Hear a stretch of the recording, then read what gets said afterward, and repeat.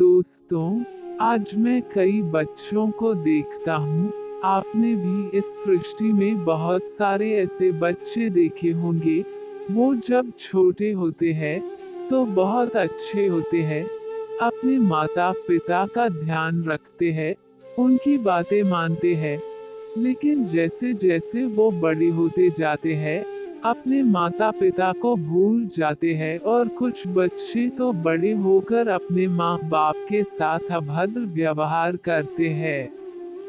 मुझे बहुत दुख होता है जब मैं ऐसी घटनाएं देखता हूँ, सुनता हूँ। आज मैं अपनी कल्पनाओं से इसी विषय पर एक काल्पनिक कहानी साझा करने जा रहा हूँ। उम्मीद रखता हूँ आपको यह कहानी पसंद आएगी। शंकरपुर गांव में हनुमान प्रसाद अपनी पत्नी कौशल्या के साथ रहता था। थोड़े दिन पहले ही कौशल्या ने एक पुत्र को जन्म दिया था, इसलिए घर में खुशहाली का माहौल था। थोड़े दिन बाद बच्चे का नामकरण हुआ। बच्चे बहुत ही प्यारा नाम दिया गया, सुशील। हनुमान प्रसाद पूरा दिन खेती बाड़ी में व्यस्त रहते थे, लेकिन शाम को घर आते ही सुशील को देखकर उनके चेहरे पर रौनक आ जाती। हनुमान प्रसाद और कौशल्या सुशील के साथ खेलते, उसके साथ मस्ती करते और सुशील की हर एक बात का ध्यान रखते। सुबह सुशील के पापा जब खेती बाड़ी के लिए निकलते, तो कौशल्या को बोलकर जाते कि वह सुशील का ध्यान रखे। कौशल्या पूरा दिन सुशील को संभालती, साथ में खाना करती और घर की देखभाल भी करती। कौशल्या सुशील की सारी शरारतों को झेलती। धीरे धीरे सुशील बड़ा हुआ। हनुमान प्रसाद ने कौशल्या को कहा, अब हमारा बेटा बड़ा हो रहा है, अगले साल हम उसे स्कूल में भेजेंगे। उसका जो भी सपना है, हम दिन रात मेहनत करेंगे और अपने बेटे को पढ़ाएंगे। देखना, हमारा बेटा एक दिन बहुत बड़ा आदमी बनेगा और हमारा नाम रोशन करेगा। कौशल्या ने हाँ कहकर उनकी बातों को सराहना दी। अगले साल सुशील को स्कूल भेजा गया। कुछ दिनों में ही सुशील के शिक्षक ने समझ लिया कि सुशील को पढ़ने में बहुत रुचि है। सुशील स्कूल से घर आने के बाद बाकी सब बच्चों की तरह खेलने जाता। फिर घर आकर पढ़ाई पे ध्यान देता। वह अपने माता पिता का भी बहुत ध्यान रखता। कभी उनके माता पिता का सिर दर्द करता तो वह प्यार से मालिश कर देता। कभी पिता के लिए दवाई लानी हो बाजार से तो भी सुशील चला जाता।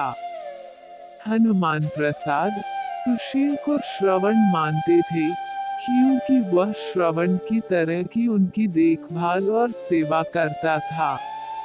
सुशील पढ़ने में बहुत होशियार था, इसलिए वह स्कूल की हर एक कक्षा में अव्वल आता।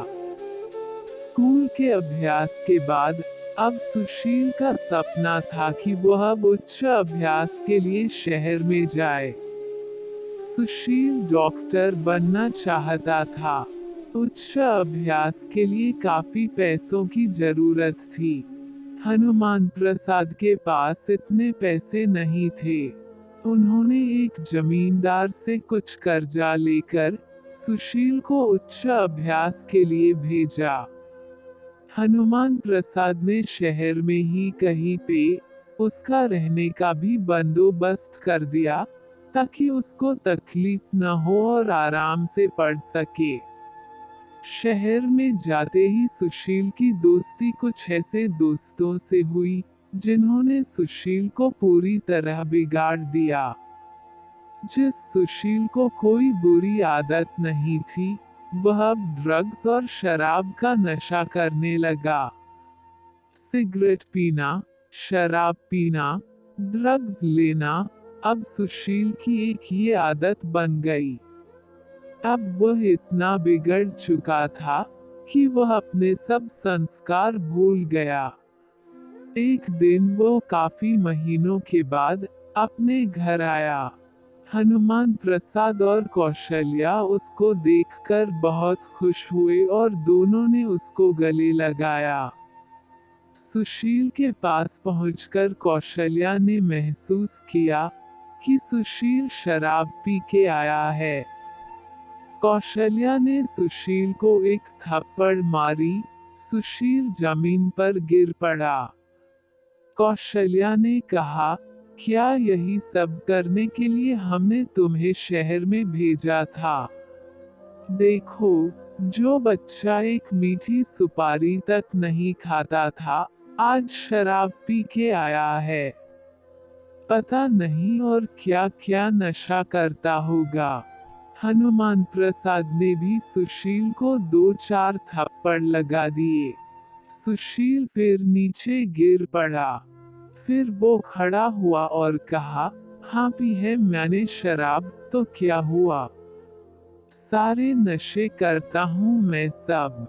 तंबाकू, सिगरेट, ड्रग्स, शराब आदि। क्या गलत किया मैंने? और मैं आपको एक बात बता दूँ, मैं अब कोई पढ़ाई नहीं करूँगा। मेरा मन नहीं है। आपके पास जो जमीन है, धन दौलत है, वो आपने मेरे लिए तो बचा के रखी है। बस अब आराम से जिंदगी जिएंगे।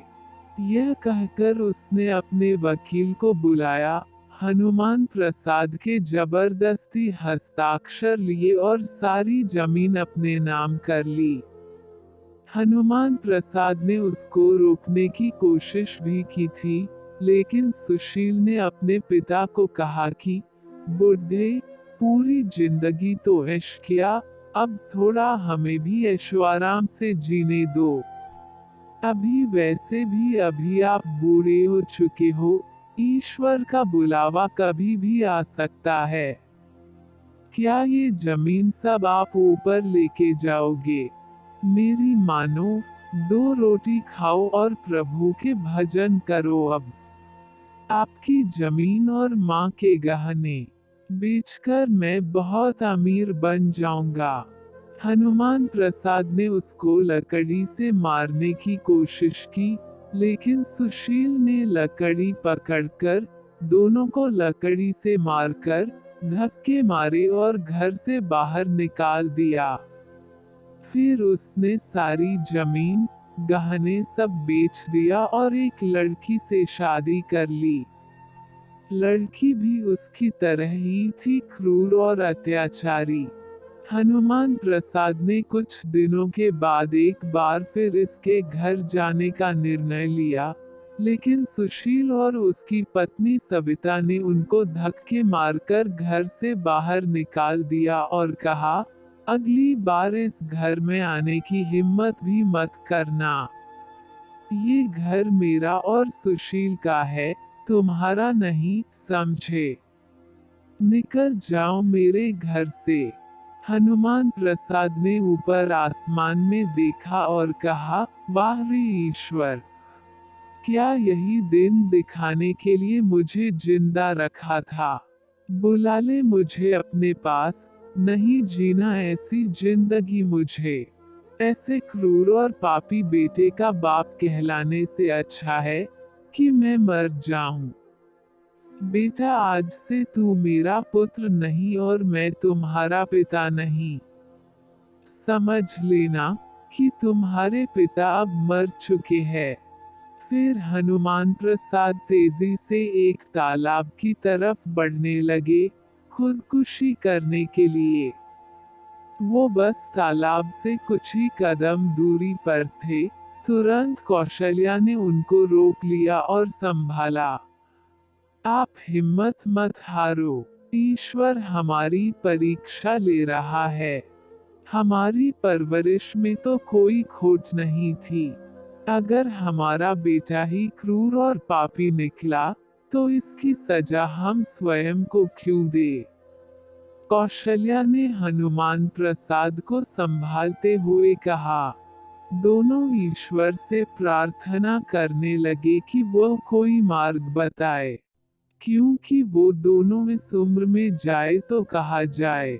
मंदिर में ईश्वर के पास बैठकर बिना कुछ खाए दोनों ने एक दिन बिताया।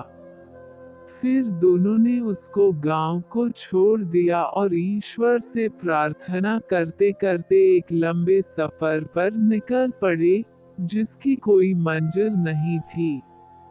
बस अब तो ईश्वर का की सहारा था, जहाँ ईश्वर ले जाएंगे वहाँ वो जाएंगे। यहाँ सुशील और सविता हनुमान प्रसाद के घर में मजे से रहने लगे। सुशील कोई काम धंधा नहीं करता था। पूरा दिन घर पे अपने दोस्तों को बुलाकर ड्रग्स और शराब का नशा करता, दोस्तों के साथ इधर उधर की बातें करता, गप्पे लड़ाता। उसकी पत्नी भी उसमें उसका साथ देती। दोस्तों, कैसा लगा आपको भाग -1? ऐसे क्रूर और पापी बेटे की क्रूरता देखकर मेरी तरह आपकी भी आंखों में अश्रु आए होंगे और बहुत गुस्सा भी आया होगा। अब सोचिए, हनुमान प्रसाद और कौशल्या का क्या होगा? कौन मसीहा बनेगा उनका?